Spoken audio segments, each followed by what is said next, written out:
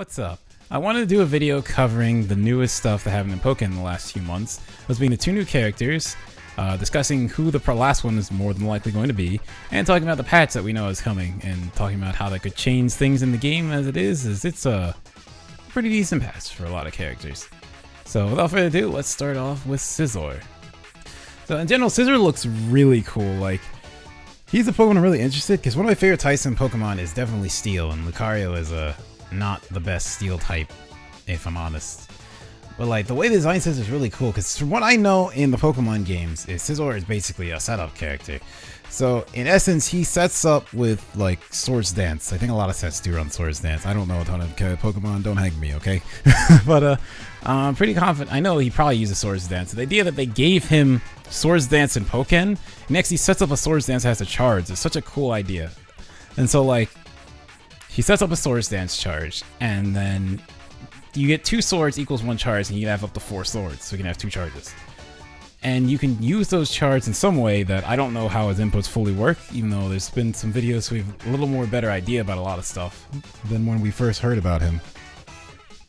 But some way you can use a move like, say, Bullet Punch. If you do Bullet Punch and you spend the sword charge, you do Razor Wind, launch them in the air, then Scizor can dash into the air and continue comboing them. And it's just like, the thought that this character is able to like chase to that extent is really cool. And just like, a lot of his moves, if you watch launch, he's like this one move that's like a ground slam. Looks like it's a low, but it's like a ground slam and it launches the opponent into the air. And so like, he can chase them into the air. So it's like, he's kind of the aerial fighter in the game, which it's kind of, I don't even know if that's what they wanted Blaziken to be. It seems like a little bit, but not really. But like, it's cool we have a character that is like, he's going to launch you and start combos on you in the air and then do juggles off of that. But also, like, from what I can see, his defense seems like it's going to be pretty good. I think I saw total through all the matches I saw of him 3 command counters. No, it's just 3 counters total. So he has his counter attack. He has, it might be 3. I'm trying to remember. He had the 1 claw attack. I thought it had counter armor on it, or was it hit stun resist armor?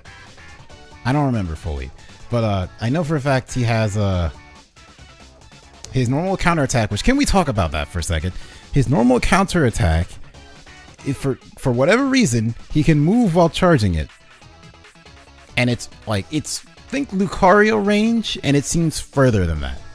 That's his counter attack. That's kind of nuts. Like, let's be honest. That's a pretty serious counter attack, and it seems really good. And like, there's like a web shot out of it that goes even further, so that's like how it gets his range, but he can move while charging that. He has an actual DP. So what I mean by actual is like, okay, Blaziken has Sky Uppercut, but Sky Uppercut isn't a true reversal because Blaziken doesn't have any armor or invincibility. He has projectile invincibility. So if you're using projectile, he can Sky Uppercut through that, but otherwise he's going to get hit by most other things. And he also has Swords Dance. So when he pops Swords Dance, he actually has counter armor while he uses it. And then he can either choose to just Swords Dance, let it run out, or he can spend the sword immediately to throw as a projectile. In Field Phase, it went out in like a circle around and then came back and hit, and in Dual Phase, it goes out on both sides of him. He had this one anti-air move that was just like, goodness gracious, who gave you this move? Like, the size of the hitbox was big, and it didn't seem like it was a super huge committal move. That's my problem with Blaziken's anti-airs, is like, yeah, he has them. They're not really that great, and each of them he puts himself into the air to anti-air you, so you can see the conundrum there, and he like hard commits to these moves, but like, it was a big hitbox.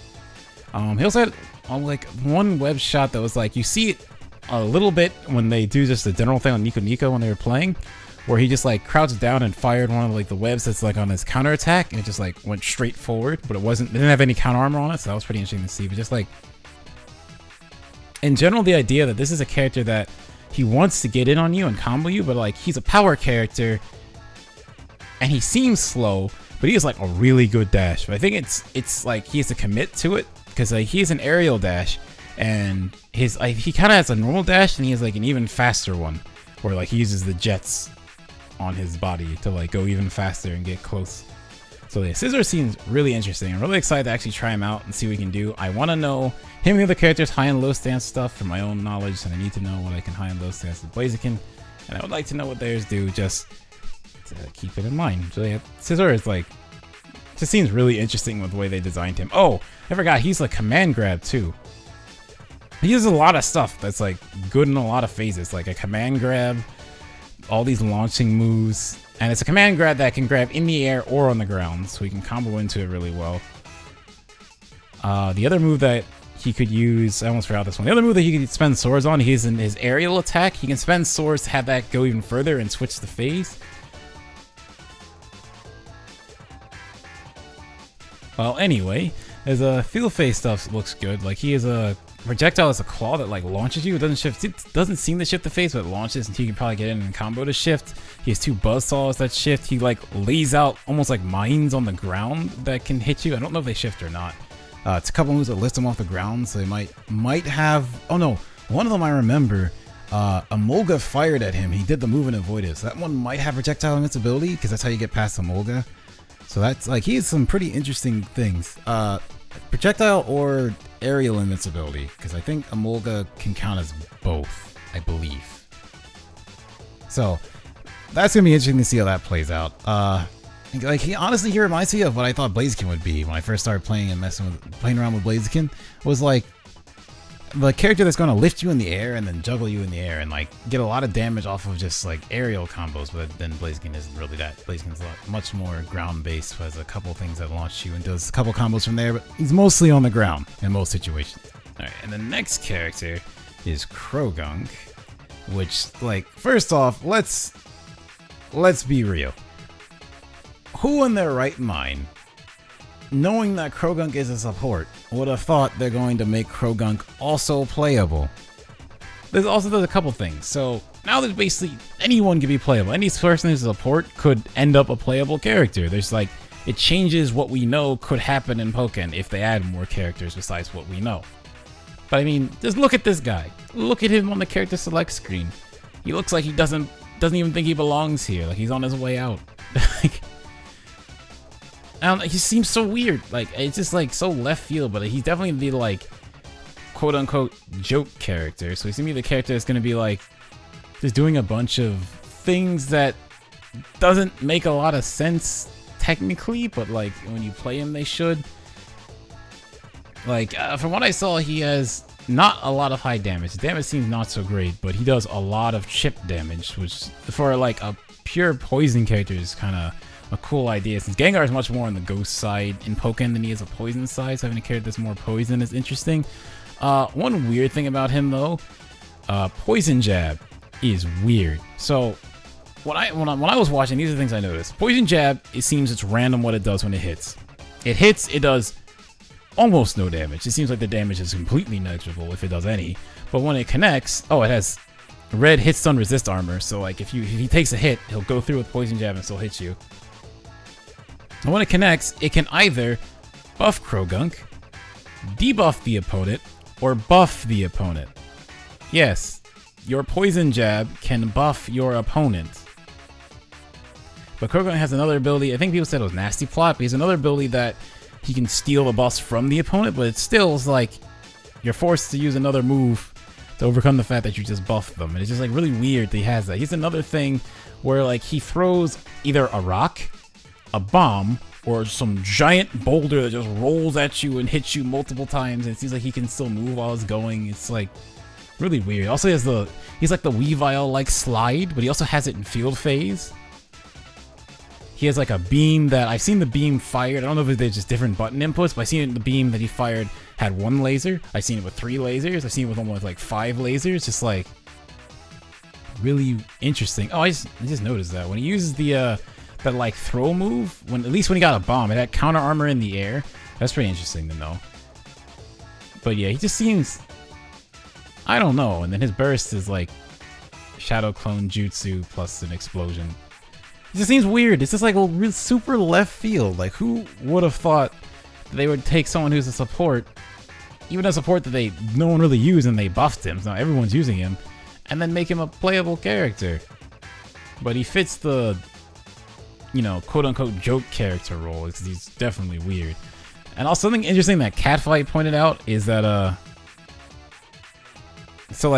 when they data mined the original, like, 1.3 patch, when that hit and they went through the files and noticed some changes, like, when we first noticed the changes that listed, like, Darkrai, Scizor, and Polion in the Wii U edition, so they also noticed change and it was listed, so I'm going to read this. Also, we can rule out the files with 10453 as being significant in terms of DLC. These are likely files for Croagunk. Various Pokemon forwards in the game are often associated with increments of 100. So think about that. In this patch, Croagunk was changed.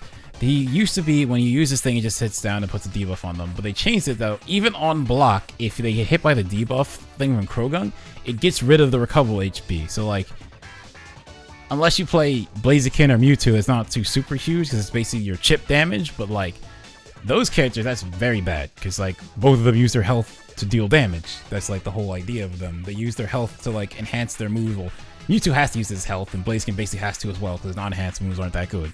So use your health to increase or deal more damage, or just deal damage, make moves safe, etc.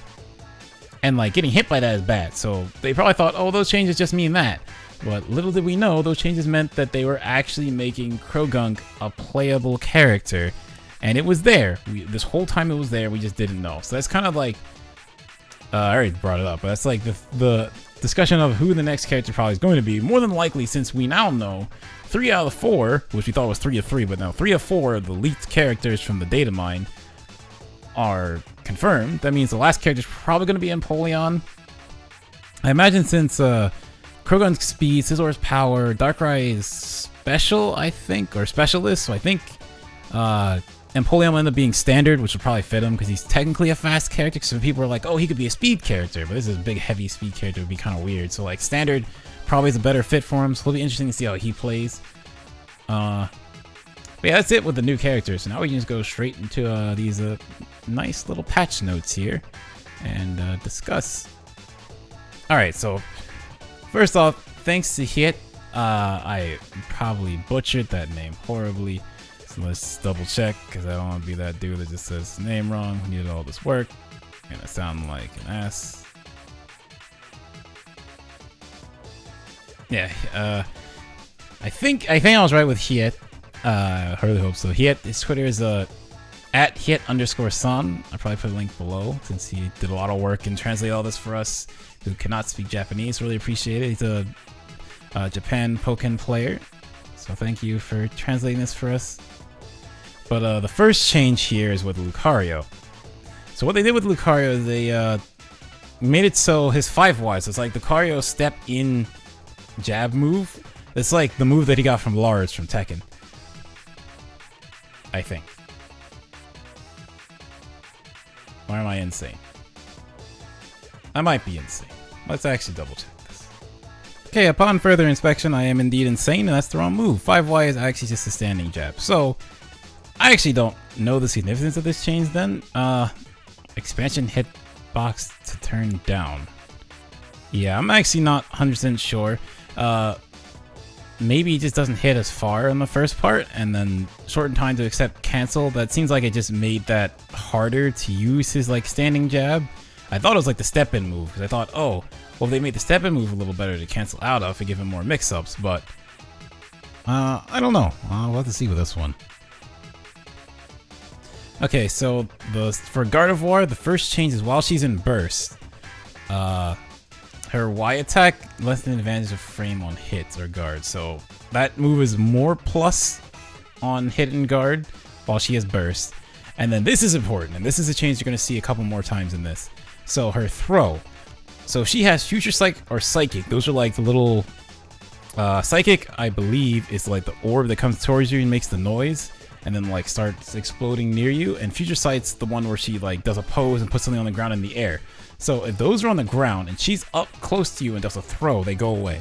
So Gardevoir does not have her like unblockable setup but anymore, which her and the other characters changed was kind of interesting, except the last one changed. The other two, Blaziken could like Sky Uppercut. Sky Uppercut is projectile invincible, so if you're doing that, you could do a Sky Uppercut, but then they could just bait you into that and block, and then you eat a punish. But that's just a cool thing to think about, is that, well, not cool, it's kind of a not amazing nerf for these characters, but it takes away the kind of, is it set play? I would almost call it projectile set play kind of these characters to bait you into a situation where you now have two options, because like if they do go for the grab, you have to attack, but if you attack, the thing covers them, so that's why it's unblockable, because if you block, you're getting grabbed. When you block, you're getting grabbed, you attack, the orb is going to protect them, you're going to get hit, and then maybe they can get something after that, and if you counter, you're going to get grabbed. So that's the idea of those kind of setups. Alright, for Suicune, Blizzard, so if you get a crit near the wall with Blizzard, it will always put them on the wall, so that's a nice bonus. The Mirror Coat hits at point blank range. Kind of makes me think when Suicune summons Mirror Coat, it now has a hitbox on it. Because before, Mirror Coat would do nothing. Like if you summon Mirror Coat and they didn't hit a projectile, it didn't really do anything. So that makes me think summoning Mirror Coat will have a hitbox on it. I believe if it caught something, it would hit, like the Hydro Pump after would catch anyway. So I think that's what that is. Maybe, I could be wrong, but that's kind of what it seems to me. Alright, Chandelure got hit pretty hard. Like, of all the characters who got stuff changed, Chandelure got probably the worst of the brunt.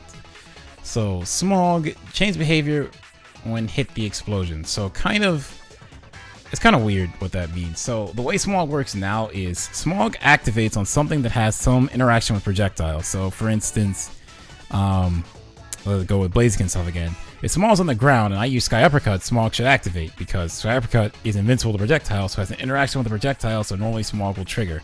And in Field Phase, if I use 2Y, like the big spinning tornado, like Tatsumaki kick that Blaziken has, if I use that, Smog will activate because that move is projectile invincible. So that's kind of how Smog works, so not sure what that means, so I guess we'll have to test and see what that means. 4X, shortened flame on startup. I've actually see what 4X is, because I actually don't remember, so let's go pick Chandelure. Oh, I see. 4X is like Chandelure's like charge move, where Chandelure pulls back, charges, and comes towards you. Shorten the flame of startup. Does it start fast? I don't, that's kind of confusing the way it's worded. I actually don't know for that move. Maybe it starts faster, maybe that's actually a buff.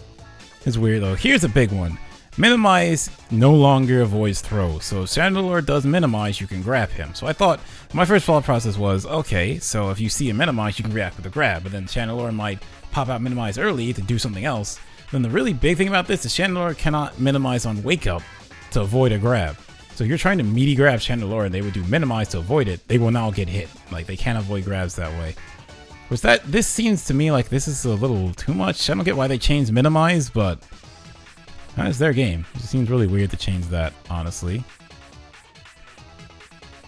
Okay, side shoot and field phase. Oh, that actually is probably pretty big. So Chandelure has a thing which everyone probably knows when playing against Chandelure. Shoots two orbs and is shoots two orbs and is moving towards the side while doing it. So now Chandelure does not move as far while doing that.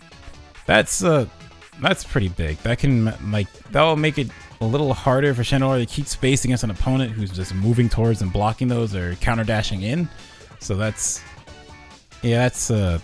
again, it just seems like really odd to change that. It's like Chandelure hasn't really been, well, I guess Chandelure technically won Worlds since Potatin won Chandelure versus Azazel's Machamp. So I guess, but other than that, it hasn't been too much. And Catfight's been doing stuff with the character. Besides Catfight, there's not too many consistent, like, really strong Chandelures that we know of.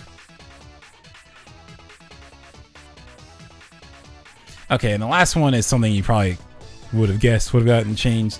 They do so Chandelure could do this thing where puts hex, like debuffs you, hexes you.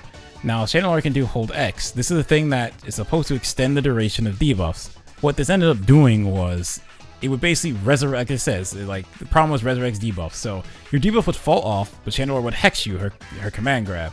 So you get hexed, then you'd fall down, and they do charge X. It would just put the debuffs back on you, so you're now on a vortex where they can hex you again for the damage, like not just for flat hex damage. They get the damage of the debuff that is now back on you.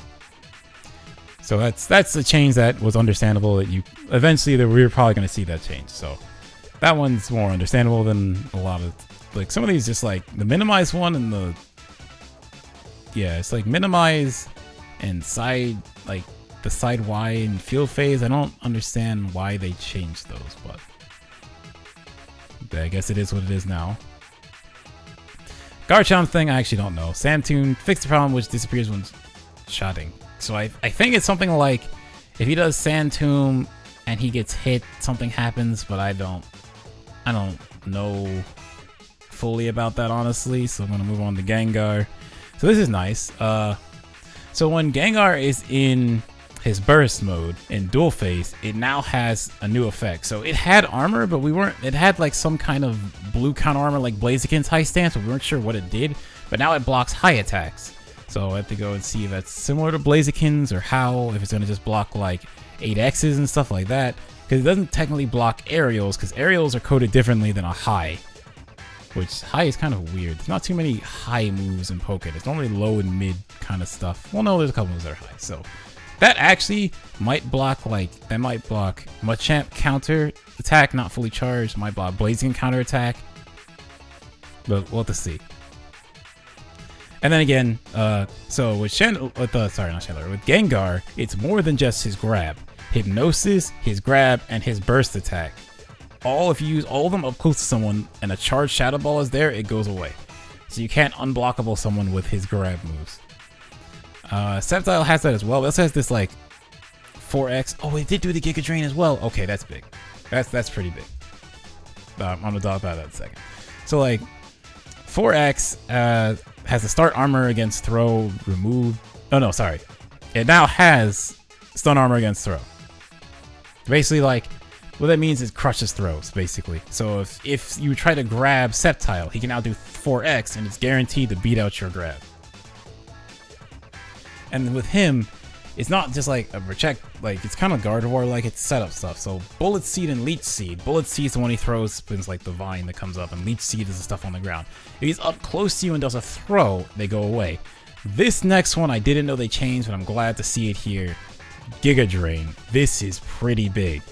Like, if he has those down, he does Giga Drain, they go away. So no longer can he just set up on you and just Giga Drain, and like, even if you get past the Giga Drain, you get hit by this stuff, and he just sets up on you again. Because like, I watched Tono-sama play Bad Intent, you know, Tono-sama with Person 1 Evo, but against Blaziken, he would go Sceptile, and we didn't know why. And then I watched him play him, it's like, this looks almost unwinnable if they play it like this. He basically put Bad Intent in the corner, Leech Seed, Bullet Seed. If he jumped in place, just set up again, it's fine. If he blocks, Command Grab, puts him back into the corner. If he counter dashes forward, Leech Seed covers it, and he punishes him, puts him back in the corner. If he jump and dashes, 8Y, poisons him, debuff, back in the corner. Like, it was insane. Oh, and if you use a special, you get Leech Stormed, which beats all of Blaziken specials, because all of them put him in the air. Except, like, EX Heat Wave, which you're not going to hit him with EX Heat Wave. He's standing at Giga Drain range. So basically, if he commits to the Giga Drain, he commits, and you can get away from his other stuff because of this. So like, the character I think deserved this the most was Sceptile. Like, this set play stuff was like, Sceptile is still a good character, don't get me wrong, but this stuff was kind of just like, what in the world? Like, as a Blaziken player, this almost seemed like if you got in this situation, you were screwed. Like, good luck getting out. Hold this mix-up, friend. Unplug your controller, let's go game 2. Like, it did not look good. Braixen also has some pretty big things, like, in my opinion, changed. So 8Y, when you hit enemy in air, it becomes easier to chain combo. So basically, like, she can do that now and just hit you and do more combos from that. So that's good for that move. So she got a slight buff there. They buff Braixen's 5X in dual phase, so it increases basic damage and decreased scaling. So that's the, like, she does like a twirl and flicks the stick upwards. I think I've seen that in some combos on the wall, so more basic damage and less scaling on that is, seems really weird, honestly, to buff that, but I don't know. We'll see how big that is later. But these next two are very big. So 8X has delayed timing of avoid low attack, and 2X becomes difficult to avoid high attack. So the thing about Braixen was her 8X basically put her in the air frame 1, pretty much. You just in the air would avoid any low attack. So that's on Wake Up. And 8X is already one of her best moves for starting combos. It's like 8X is how he does the flame charge cancel is off of 8X. He does 8X and cancels flame charge. Like, so she gets a lot. She can get a lot of damage off her 8X. So she's doing a move that beats your meaty attempt unless you do something that hits in the middle. So like for Blaziken, it became annoying because 8X beat out 2Y, which is our fastest poke and one of our best options is a 2Y poke. 8X beat that. But then the option we could go is like, okay, then I'll do like 5Y or 6Y to punish 8X, but 2X beat those because it went low, and both those moves hit high, don't hit low on a like small character like breaks in. Like how low she got, she was almost prone to the ground doing 2X. The thing where she slides and trips you, so it just didn't hit her. So you're in like a constant mix-up of, okay, I need to find a move that hits both of these, and I can't do my normal stuff if it breaks in because she has this option that just gets her out, and then she can also, if I blocked it, support cancel to make it safe. And on top of that, it's like it was a little too strong. So I'm glad they changed that. The Darkrai changes. They added a new move to a character. That's interesting. I think this is the first time. They might have done this past and with the Japanese arcades before, and I just didn't know. But like a character getting a new move is pretty cool.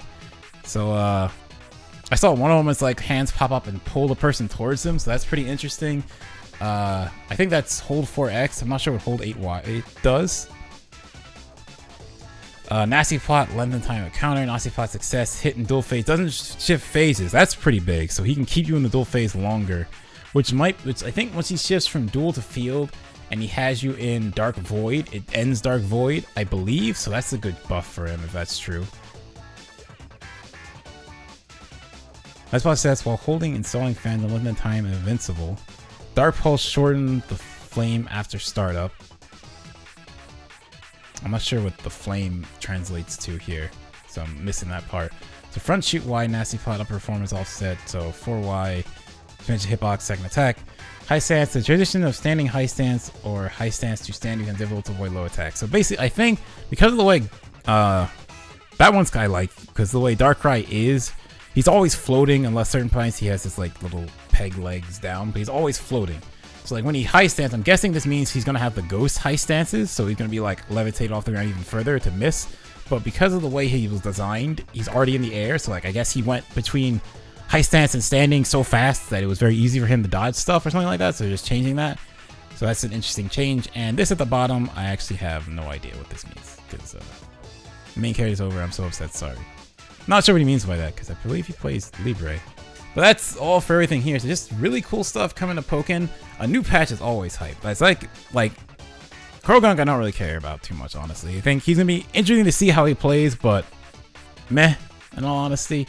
Scizor I really want to try. Scizor looks cool and Darkrai looks cool. Kind of meh on Croagunk.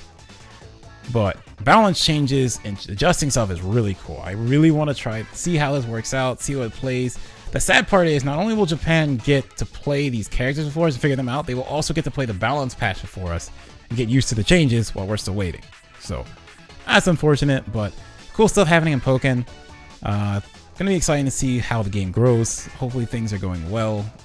Excited to figure out when we'll be playing these on consoles or if we'll get an arcade somewhere in the US we can play on. So gotta look forward to that. Thank you guys for watching and see you guys next time.